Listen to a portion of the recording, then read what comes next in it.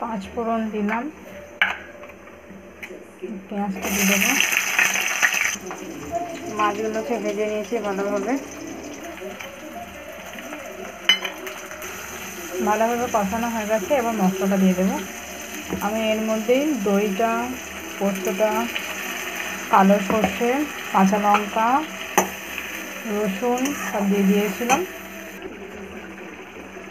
এবারে দেবো লবণটা স্বাদ মতো। এবার হলুদটা দিয়ে দিলাম। মশলাটা কষানো হয়ে গেছে। আমি জল দিয়ে দিয়েছি 2 বাটি মতন, ছোটো বাটির। মাছটা দিয়ে দিলাম। এবার ভালোভাবে ফুটিয়ে নামিয়ে নেব।